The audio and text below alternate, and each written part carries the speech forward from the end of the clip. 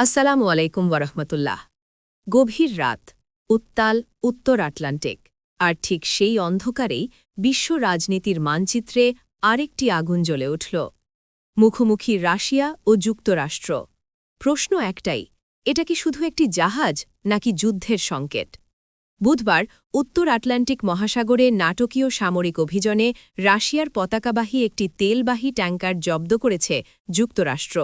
প্রায় 2 সপ্তাহের ধাওয়ার পর ম্যারিনেরা নামের ওই জাহাজে অভিযান চালায় মার্কিন বাহিনী।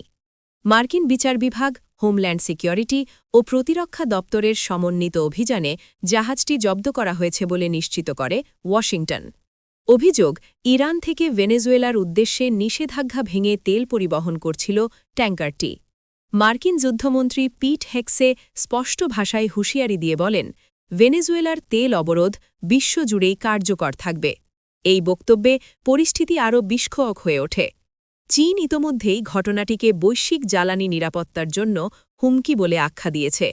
একই সঙ্গে মার্কিন কংগ্রেসেও উঠছে প্রশ্ন, ভেনেজুয়েলা ইস্যুতে সামরিক সম্পৃক্ততা কি সীমা ছাড়াচ্ছে? এদিকে তীব্র প্রতিক্রিয়া জানিয়েছে মস্কো। রাশিয়ার অভিযোগ, জাতিসংঘের সমুদ্র আইন অনুযায়ী অন্য দেশের নিবন্ধিত জাহাজে বল প্রয়োগ আন্তর্জাতিক আইনের সরাসরি লঙ্ঘন। পাশাপাশি জাহাজে থাকা রুশ নাগরিকদের প্রতি মানবিক আচরণের আহ্বান জানানো হয়েছে। তাহলে প্রশ্ন থেকেই যায়, উত্তর আটলান্টিকের এই অভিযান কি কেবল একটি নিষেধাজ্ঞা কার্যকর, নাকি পরাশক্তিদের মধ্যে আরও বড় সংঘাতের রিহার্সাল? এতক্ষণ এমএনই নিউজের সঙ্গে থাকার জন্য ধন্যবাদ। চোখ রাখুন পরবর্তী আপডেটে।